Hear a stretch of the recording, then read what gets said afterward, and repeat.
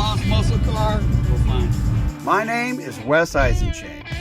I created an online community for people searching for their long-lost muscle cars.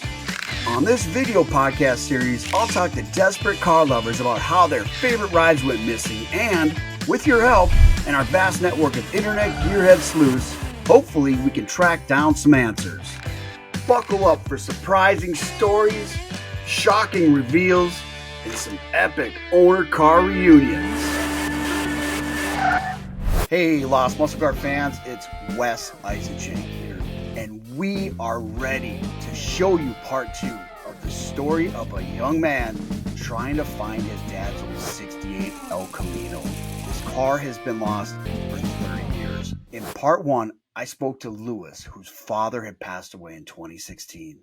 Lewis has been on the hunt to find his dad's treasured lost car. Lewis's father named this car Night Moves after the smash hit by Bob Seger while one night working on this car. Lewis's dad modified this car and built this thing. It became a street legend in Philadelphia. Listen to Lewis now as he explains why his dad had to give up this car. So Lewis, why did your dad have to sell this car? So at the time, my grandfather got sick. Back taxes on the property of the garage and everything, and things got rough for my dad at the time. And they told him, listen, it's either you give up everything to keep your home, or you have like 25 minutes to grab what you guys can and figure it out. So my dad, being the ace that he was, put his family first, got rid of everything, his motorcycles, his race cars, his business, and he made sure that we had shirts on our backs and a roof to lay under. After posting his story on Lost Muscle Cars, Lewis got some replies, and in them were some specific details that could potentially help Lewis determine if this car was his dad's old El Camino. Next thing I know, sends me a picture of the dashboard. So here's the thing. On the dashboard, on the left side of the glove box, there was a sticker that my dad had put on there when he had the car. So on the glove box was a buzzard sitting on a tree. He was sitting on the limb of the tree, and underneath of it, it said The Buzzard. I was like, all right, let me call you back. I got on the horn with my mom. I said, Mom, if I asked you a question about Daddy's El Camino, I said, would you know anything about it on the interior? Would you remember anything? She's like, I don't know, baby, give it a shot. What are you looking for? I said, do you remember a sticker being on the glove box? And it got real quiet. She's like, send me a picture. So I texted her a picture. She calls me back. She went, baby, that's the car. Oh. And that's how I know it. Current owner's name is Jeffrey, and this guy is a true car guy through and through. It pulled at his heartstrings too that Lewis was looking for his dad's old car. And not only that, this was a piece that connected his dad and mom together, right? This is something that she remembers very clearly. So for Jeffrey to be involved with this, it just really, really set the table up for what would become an amazing reunion. He arranged a meeting to meet Lewis and his mother to show them the car. But unfortunately, tragedy struck, and Lewis lost his mom very recently. As you can imagine, this has been a very difficult time for Lewis. But with the passing of his mom, it's really driven him more than ever to want to go see the El Camino that really connected him with his parents. And that brings us to now, as we follow Lewis and his wife as they go see the El Camino for the very first time.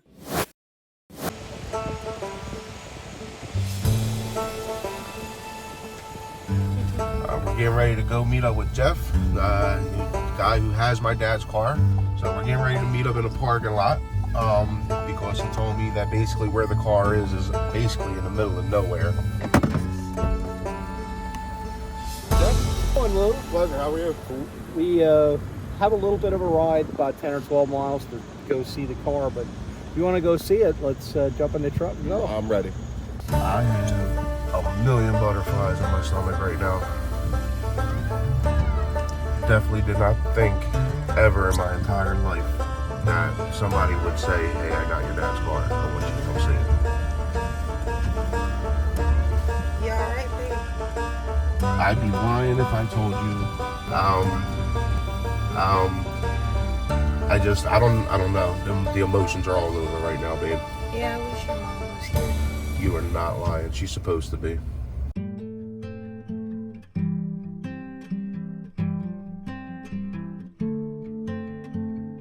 Unfortunately, around February, my mom started to get sick, and then she was in the hospital for 21 days, and she didn't make it out. So she was supposed to be here to go for this ride and see the car for the first time in over 39 years. 39 years.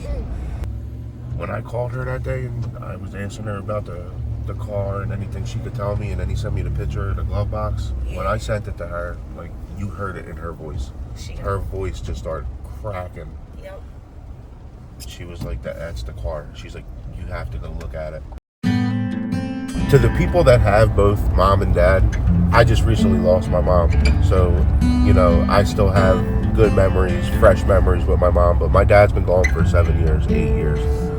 To not have somebody and not be able to hear their voice or talk to them, it's hard because sometimes your dad,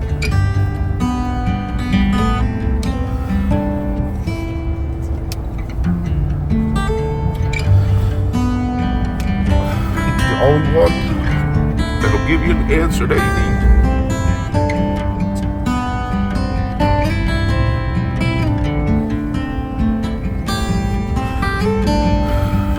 So bringing this car home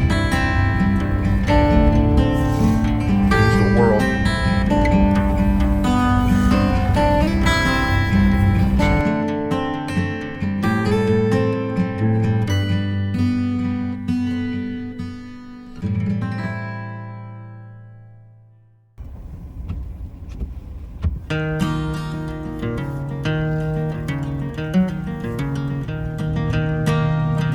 How many chances does somebody get to find something their father owned and bring it home? So it has to come home. I want to build something for them and in honor of them because they did everything in their will to give me the best life possible being a kid. I know my mom would have a smile ear to ear on her face right now. It's like, I'm bringing it home no matter the situation. I don't care if the car's got holes in every panel. I don't care. Even if the car wasn't savable, it's coming home just to say that I know where it wound up. I'm excited.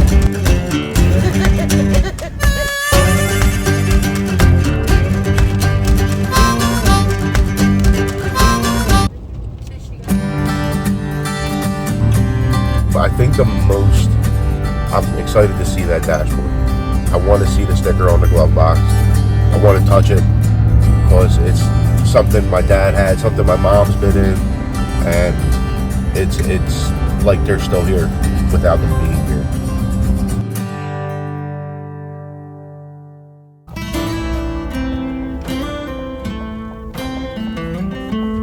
My stomach. I know, my stomach's been flip-flopping since we got up this morning.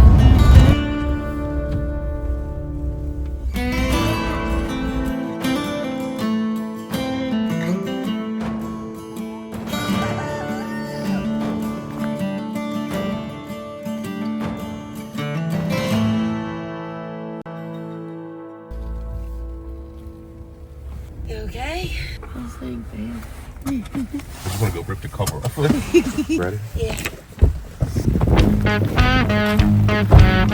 Alright, dude, are you ready to see your dad's 68 El Camino? Yes, sir. I just can't wait to see it. Not waiting. But your wait's about to end. That don't even feel real. Don't feel real? Nah. Well, this is your dad's 68 El Camino.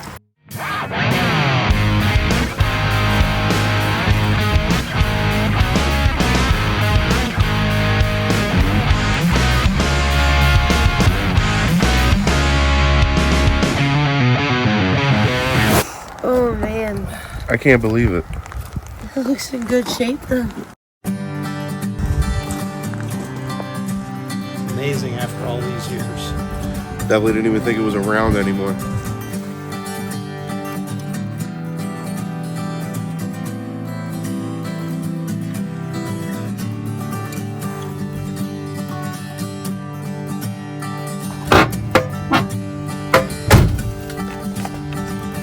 I for sure thought this car was You thought it was gone. gone. It's amazing. It's definitely the wheel that was in the car. So here's a picture that definitely confirmed. That's what was here. Empty engine bay. I had an automatic 350 turbo in it. Wasn't nothing fancy. The car is rough, but it's clean. Yeah. So if it didn't have the buzzard on the dashboard, and I wasn't 100% sure, I would have been 100% sure now. But if you look real close at the bottom corner, that's part of the branch that the buzzard's out on. So I'm sure if I sanded very lightly, sanded that down, like maybe like some 320 or some 400 real like by hand, I can get some of the old stuff back up. It used to say we proved it all night on the back of the tailgate. Had a Harley Davidson emblem in the center. It's amazing to be here, to be able to even touch it. There it is. It's beautiful.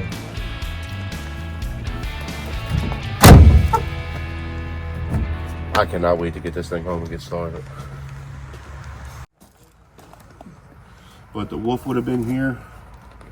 Night moves here. Writing on the quarters. If you look at one of the pictures I have, you can kind of see this light patch starting in the picture. Like I said, this being able to physically be here and touch something I never thought. In a million years, I never would have thought I'd be standing next to it. I'm glad it goes back to the home it belongs at. I can't thank you enough.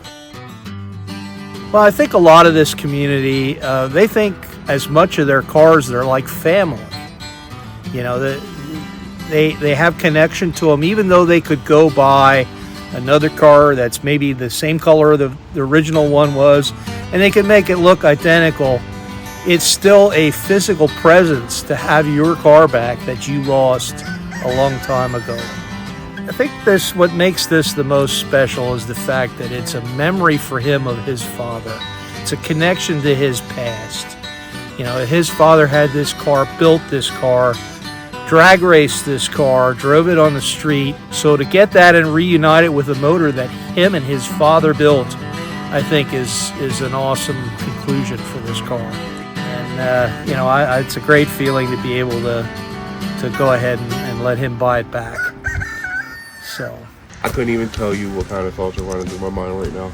Just being able to sit here and physically be able to see it and touch it and know for a fact that it was my dad's car.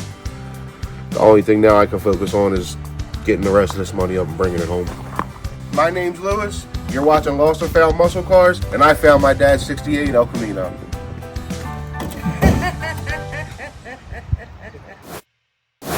And folks, that's a wrap. Is that exciting or what? Lewis has his dad's old El Camino back. Now, what should he do with it?